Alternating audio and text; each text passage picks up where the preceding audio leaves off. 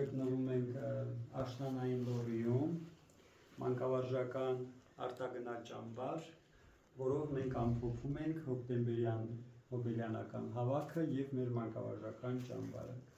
Եվ այս պահին մենք գտնվում ենք մի շատ կարևոր սրբավայրում, որտեղ գրեթե մեծ մասը սա առաջին անգամ է և դա Լորվա աշխարհի Արդվի գյուղն է։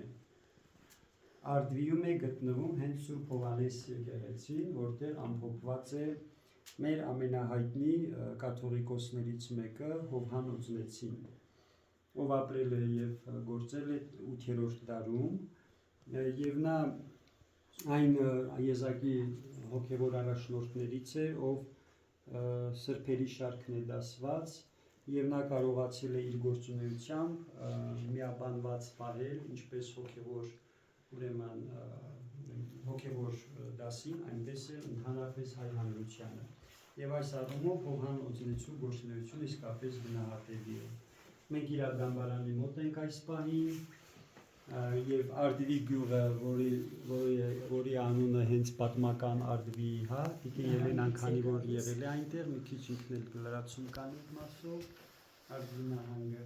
Ճիշտ նման օրինակ կառուցված է եկեղեցին ասա Արդվի նահանգից, այստեղ ոնց որ ավելի կայուն է վիճակը, այնտեղ մի քիչ ավելի խոնարհված է եկեղեցին, ոչ թե մի քիչ խոնարհված եկեղեցի է համարվում, բայց ասեմ, որ այնտեղ կան անչափ, անթիվ կոչվում են Արդվինի ու Դերսեմի թաքնված հայկական ծածկված եկեղեցիները, որոնցից մի քանիսում եղել ենք, մի քանիսն էլ պլանավոր ենք, որ կլինենք այս տարի։ Ման, որ այնտեղ ամեն տարի անցկացվում է նաև Մնձուրյան օրեր, Հակոբ Մնձուրն նվիրված, շատ մեծ տոնակատարություն տեսնենք, եթե կարողանանք ժամանակահատվածը ճիշտ գտնել